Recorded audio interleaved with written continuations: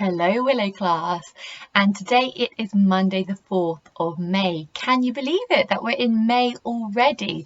It's actually just, I can't believe it's May already. It's just craziness. And for those of you who are Star Wars fans,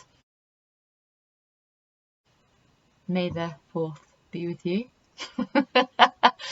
Oh dear, right, I've been waiting to say that one. So I thought I'd start off because we've got a new month, or because we're in a new month now. I wondered whether we should go through some May facts and figures. Maybe you want to even take it a little bit further and research some of these things a little bit more if you're interested. So the 5th of May 1930, Amy Johnson was the first woman to fly completely solo from England to Australia. I didn't know that one.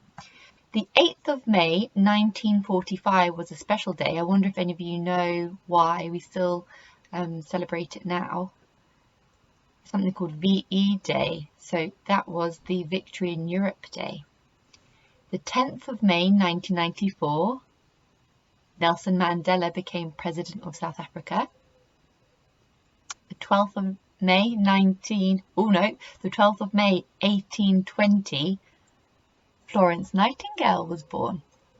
And the last one, the 21st of May 1946. Does anyone know what was happening in the year of 1946? 21st of May 1946. Bread rationing was introduced in the UK. I thought there were some interesting facts to start us off this May 2020. Okie dokie. So before I start telling you about today's work and the tasks, this young man is making a reappearance because I had some emails and, can I have a drum roll please? We are going to name him as a class Joey. So here is Joey. And Joey's going to tell us about what we're learning in English today. So we've got a little bit of a mishmash lesson today. We're looking at a few different things, but here is the clue for today. Joey, can you grab the clue, please? Thank you, Joey. Okay, so what have I got here? I'll hold it up. Thank you, Joey. Okay, and Joey, the next one. Thank you, Joey. What have I got? Yes, you're right. They're examples of magazines. Now, I had a little look around my home, and all the magazines in my home, boys and girls, are food related because I am a massive foodie. I do love my food.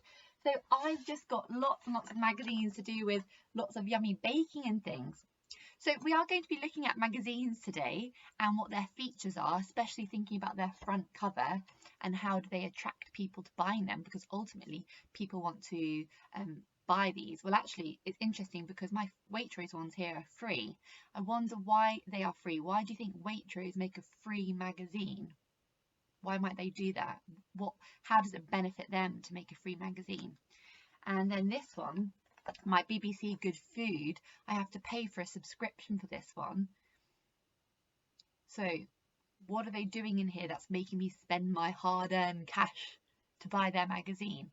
So magazines are, on the whole, often wanting to get people to part with their money, and so they have some special features to do that. So we're going to be learning about the front cover of a magazine. We're then going to look at some reports. We're going to look at, well, they're actually extracts from a comprehension, and we're going to be looking at one to do with looking at the marks we get for a comprehension, a 1 mark, a 2 mark, a 3 mark, and how can you achieve the maximum possible marks you can when you're doing a comprehension. And the comprehension is looking at a report.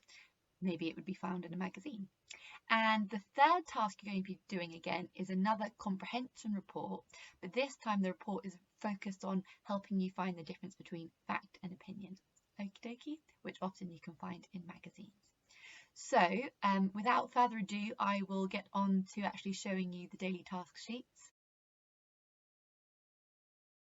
Okay, Monday the 4th of May. May the 4th be with you. Task A, we are learning to understand the features of a magazine article.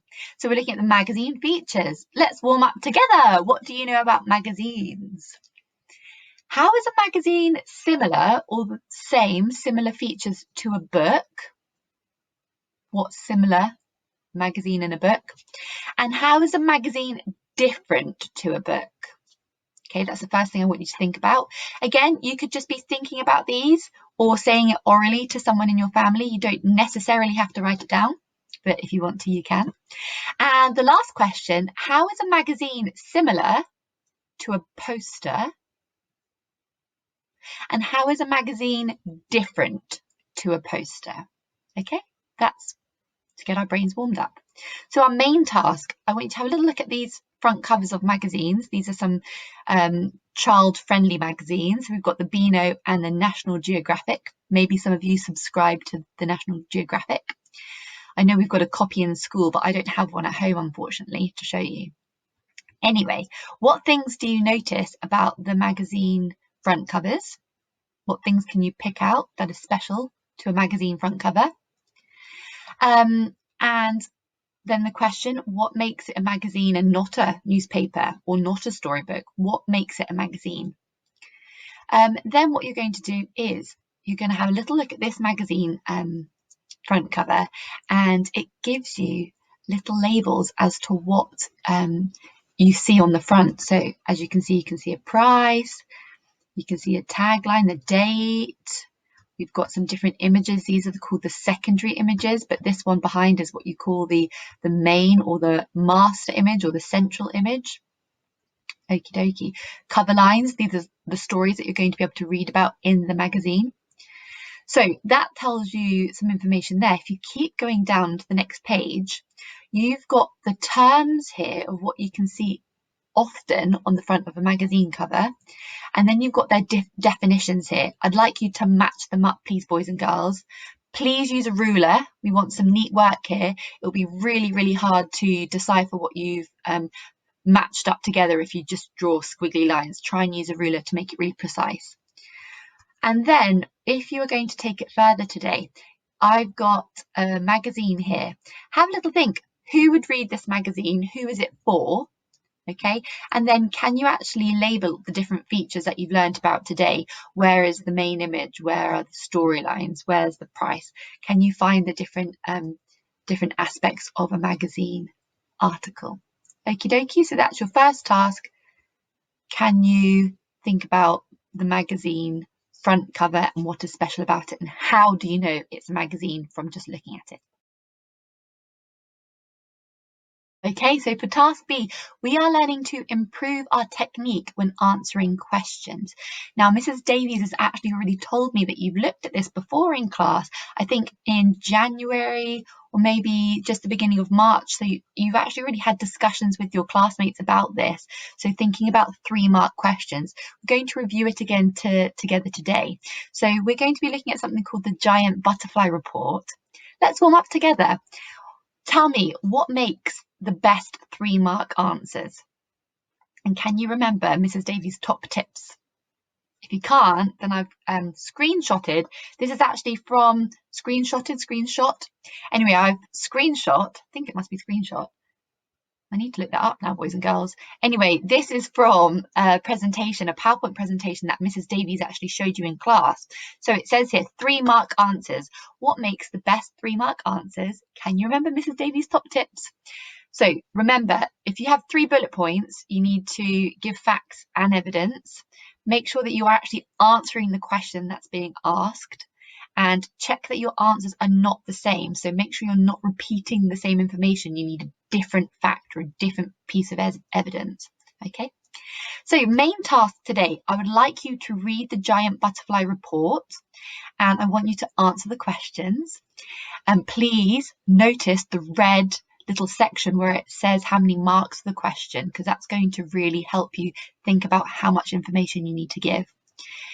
For question 3, it's one of the last questions, the on your own section. You need to make sure you get all those 3 marks, those 3 points. How are you going to do it? So I want you to have a little think about how you're going to get those 3 marks. And if you want to take it further today, can you make up your own 3-mark question relating to the report, the giant butterfly report that you've read, and think about how much information and evidence is going to be needed in the answer. So in this space, you can write down your own 3-mark question, and then underneath, I want you to write, how would you get those 3 marks? Okay, so here is the report that I want you to read. Okay, make sure you read it twice at least, and you can highlight any important information. Something I used to do with my old class is if there's a word you can't read, circle it, okay? And any information you think is useful, highlight it. So here are the questions. Right here, right there. Right there are the literal questions. They're literally right there in the text for you to copy, okay? And see how it's 1 mark, so you just need to find that information and copy it. Then you keep going right there, same again, the information is literally there to copy and take. Then we've got question section 2, think and search. Now these are trickier skills. You need to actually find the information and think more around it yourself. Okay, have a look at the marks for those questions. And then the last section, on your own, section 3, this is where you have to use your own thoughts and opinions, but justify it. Do you remember we did that in our first lesson together, justifying using that because conjunction or connective? So you're going to need to think about that and think about how are you going to get those 3 marks, boys and girls. Okie dokie, task C time. So we are learning to identify the difference between facts and opinion. Facts and opinion. So I'm going to start us off with a little game. Here's Joey again. Right, Joey, you come and sit at the front. Okay, Joey. Right, boys and girls, can you decide whether what Joey thinks is a fact or an opinion? Okay, here's the first one. Joey has 2 feet.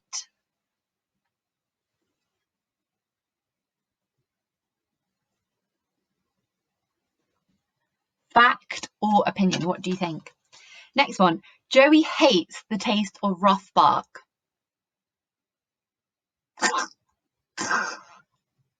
Joey likes his noisy friends' howls.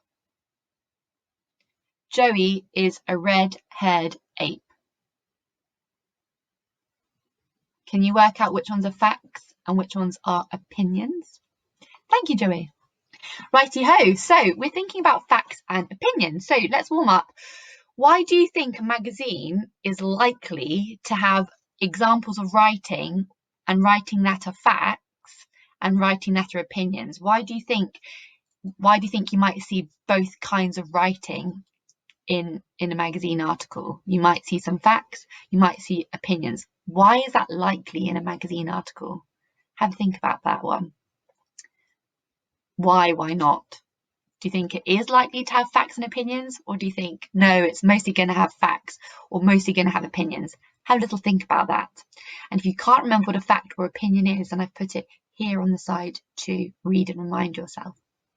So main task, I would like you to read A Plant That Eats Insects, which is another report, could be a magazine report.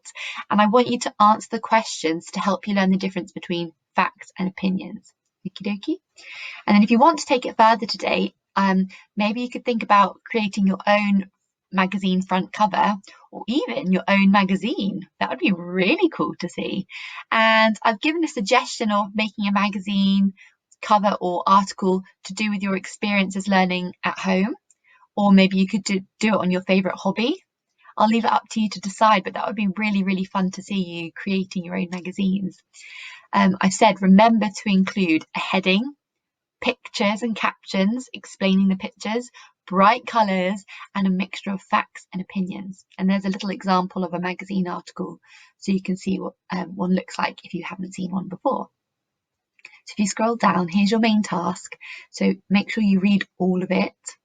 Okie dokie. It says, when reading, it is important to understand the difference between facts and opinions and be able to work out which one's which. Okay, so you're going to read the report,